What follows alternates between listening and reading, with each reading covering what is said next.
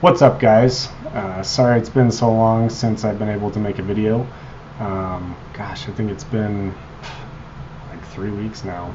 Thought I'd be able to upload a video at least once a week. But yeah, I apologize. I've been having a rough actually probably past 3 months. Yeah, I've been dealing with a lot of pain. I've been dealing with a lot of issues around not being able to work. Actually, I haven't been to work in going on 2.5, almost 3 months now. Yeah, since Thanksgiving of last year is kind of when I kind of hit a wall, and been dealing with a lot of crazy stuff actually. Won't get into it too much in this video, but I've been dealing with a lot of issues that are a lot of symptoms that are, well, from my research and kind of what I've been looking into, it seems like either some early Parkinson's type of stuff slash fibromyalgia issues, or potentially Lyme disease. And I know that's actually kind of a dicey topic. There's a lot of controversy around it. So I won't get into it too much today, but yeah, I've been dealing with a lot of one of the worst things is just the fatigue, and that goes right along with the ankylosing spondylitis. Just overwhelming fatigue, just not being able to get out of bed in the morning, just dealing with a lot of pain. Haven't been able to sleep. That's been terrible actually. I've been taking some supplements for that, but which have been helping, but gosh, yeah, not being able to sleep, and then that just adds to the fatigue, and then my body can't heal. It can't regain its strength. I'm pretty sure I've had the flu the past week, so I've been dealing with that. Just been feeling sick, and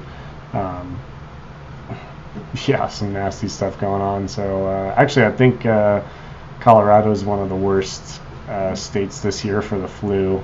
So a lot of good my flu shot did me. By the way, how do you like my hat? Huh? Let me know if you like my hat. I got this from a buddy last year.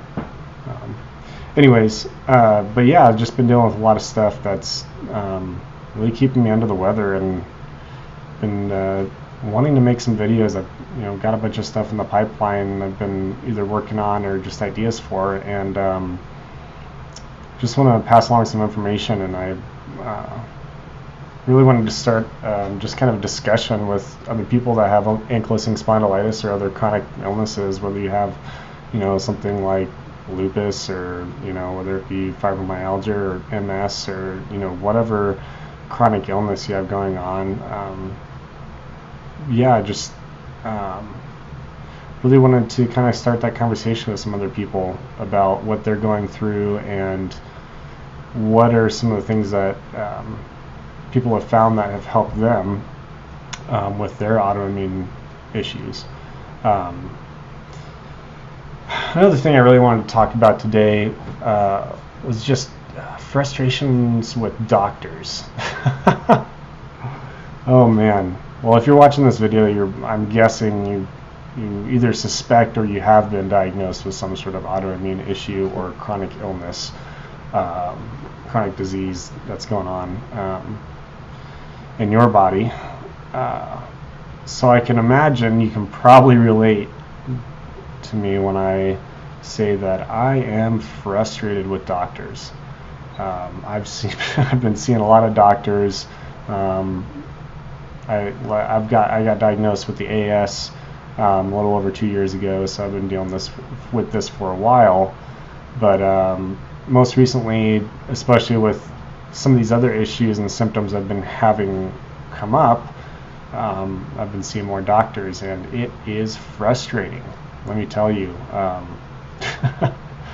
it's frustrating. I don't know if anybody else can relate when you go to the doctors and you say, I'm having XYZ symptoms. Hey doctor, I I can't remember the next word in my sentences. I can't, I'm having the terrible anxiety or depression issues. Hey, this hurts, that hurts. My joints are hurting. This is, all these, having all these new symptoms arising, right? And they just want to blame it on, oh well, it's because of your diagnosis, because you have ankylosing spondylitis, which it could be the case. Some of the symptoms could be related to diagnoses you already have, but when you are having new symptoms arising and they don't want to either acknowledge those, or they send you, when you spend all this money going to these doctors, you pay them up front before they even give you their opinion, which I think should be illegal. I mean, I'm an electrician, so if I go and install some lights in somebody's house and I flip on the switch and they don't work, guess what? I don't get paid. So if I go see a doctor and I pay them up front and then just to wait an hour in their office, then I finally get to see them for 10 or 15 minutes, and they look me over and they say, well, your blood results are fine, so you're fine. Well, you still haven't fixed the problem. You still haven't figured out what's going on in my body. What are the issues? Obviously, I wouldn't be here spending money on a doctor if I wasn't having some issues going on in my body, if I wasn't having some symptoms. So that's extremely frustrating. I don't know if anybody can relate to that. Another frustration I really have is when doctors try and just prescribe you medications without actually doing any investigation. I mean, really, that should be malpractice. I mean, I've been into doctors' offices where they've spent literally 5 minutes with me. They didn't even give me a physical examination. I come in and I say, hey doc, I'm having this or that, and they're like, all right, well, let's get you on some muscle relaxers, and let's get you on some painkillers, and let's get you on some antidepressants, and some, let's throw some Xanax at you, let's do this or that, which I'm not saying are bad things. Medications are there for a reason. They help people with lots of issues. I've been on plenty of medications that have helped me, but it's really irritating when the doctor doesn't do his job. He doesn't do, like I said, he doesn't do the investigative work for what's behind this. Why are you having these symptoms, these issues, before throwing a pill at you? And we have to remember that these medications, I mean, they have patents on them for a reason. I mean, it's, in my understanding, you can't patent naturally occurring compounds in the world. So, like H2O, somebody can't patent water because it's a naturally occurring substance. But these medications, what they do a lot of times is they'll find or they'll base it off a natural cure, and they'll slightly change one part of the compound so they can patent that medication. So when you put it in your body, this is part of the reason that you can get so many different side effects from medications is because you're putting a lot of things into your body that are man-made, they're chemically made, which, like I said, those medications have their place, and they can be very helpful for people, and but why don't you figure out what the cause of the issue is first before masking it with a medication? In my experience, taking medications, you take the medication and you end up with 4 more side effects, and then you go in and then, well, now you have to take 4 more medications, and then come back a couple months later, and then, what's going to happen? Oh, well, and I'm having all these side effects. Why don't me put you on more medications? And that's really not the route that I want to go. I want to figure out what my body's doing and figure out as most natural as I can way to solve the issues that I'm having, get my body back on track, get my autoimmune issue under control. Like, the whole reason I'm having these issues is because my immune system's out of whack. So why is it out of whack? But yeah, I don't know if anybody else can relate to that. let me know. A lot of the other stuff that I've been dealing with has been actually worse than the physical aspect in some ways. Dealing with the pain, that's one thing. I've been dealing with pain for years. You know, I've had these issues going on since I was, gosh, probably 10, 12 years old. I don't know. I had issues starting with way back then, even, yeah, probably elementary school, with a lot of pain and depression type symptoms, and haven't received a diagnosis until, you know, way later when I'm at 26. I'm now 28, almost going to be 29, so I know what the pain's about. It's not anything new. The pain I can take, honestly, but really more so the thing that's even harder is the mental aspect, the mental fatigue that comes with chronic pain just day after day after day.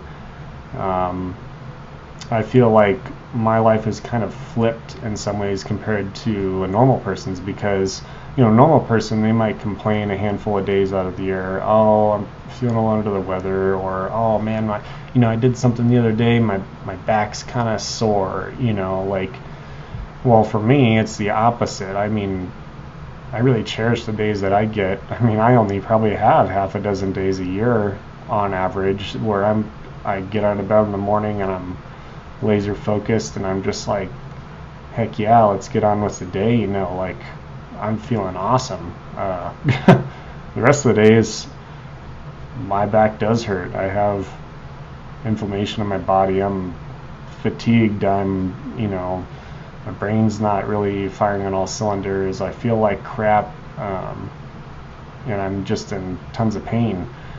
So yeah, but that mental fatigue, that side that comes with it is can get pretty dark, really dark. So, gosh, I've really had to just start to view it as a battle. I mean, I'm in a freaking war. My body's in a war, either against something that's foreign or against itself. It's not functioning properly.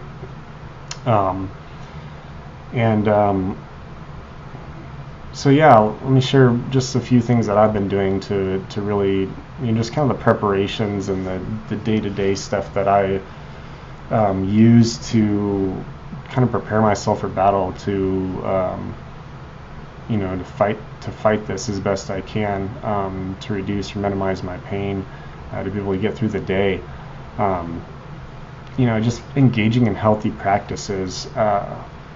One big thing for me is just like meditation and prayer. I know not everybody's really spiritual, but I think this is a huge part of it. You've got to figure out kind of where you stand in the world, and where you stand in relation to God, or whatever you think God is, and kind of figure that out. For me, like, just praying every day, reading my Bible as often as I can. That's been extremely useful to be able to kind of suppress the bad depression, the anxiety that I get, especially being, you know, I've been out of work, so it's like I have a lot of anxiety about, like, gosh, when am I going to be able to go back to work? When can I make a paycheck? You know, frustrations about living off one's salary. Thankfully, I'm married, and, you know, my wife is awesome. She's amazing, and she's been so supportive, and you know, she's bringing home the bacon right now. I mean, that's that definitely, you know, takes you take a shot to the ego for that, especially as a dude. You know, I should be able to go to work and you know, bring home some money. But yeah, just kind of engaging in some of those things, as well as some other physical things when I'm able to, especially stretching. Stretching's been a big thing for me. I'm doing stuff like you know, yoga, or just some, you know, basic stretching to be able to get your back stretched out. I have really tight legs, so getting my legs stretched out. simple stuff, even just taking like a Swiss ball and doing, thoracic extensions over the ball, those things have been extremely helpful for me to minimize a lot of my pain and the stiffness, the stiffness that comes along with AS. Sometimes it's not always pain. Sometimes it's just you feel like, gosh, you just feel like a stick figure, like you have no flexibility. I have really poor flexibility. I can't touch my toes, yeah, so that can be really frustrating. Another really big thing, that I changed, really when kind of all this hit the fan about 3 months ago, when I just kind of hit a wall and wasn't able to continue going to work and having this debilitating pain and all these things going on in my body that were worsening, is diet. What are you eating? Now that's a huge part of this. I mean, ankylosing spondylitis is an inflammatory disease. So what are you putting in your body that you can control, that could be causing inflammation? Now, this has taken me years of research, around diet and stuff, and I have my own theories. I grew up on fast food, eating the Mickey D's, eating the BK, the T-Bell, eating all this stuff day in, day out. Working construction, eating the slop burritos off of the roach coaches, just eating all this crap, putting all this crap in my body, this soda, just the garbage. Ice cream, love ice cream. I can tell you, I've sat down, I don't know how many times I've sat down and eaten an entire half-gallon of ice cream. And I'm a lean dude, so I always thought, well, I'm healthy, it's not a big deal. I've still got a flat stomach and whatever. Well, just because you can bench X amount and you can, eat whatever you want, you don't gain any fat, doesn't mean you're healthy. Been finding out over the years that these are terrible foods that cause awful inflammation in your body. So got to figure out what you're putting in your face. I've gone on to kind of it's like a modified ketogenic diet, which there's a ton of information about ketogenic diets out there, which I'll probably do another video on here, and just my success with it so far. I mean, gosh, my pain levels have probably gone down at least 75%. I'd probably even say more than that, but let's go low range here. Maybe 3/4 of my pain levels have gone down just from changing my diet. But yeah, these are some things that I kind of been going through, and like I said at the beginning of the video, I'm sorry it's taking me so long to post another video here, but I promise you there are more videos to come. I've got a lot of stuff in the works, and I'm going to be making some more videos that have a lot more scientific backing to them.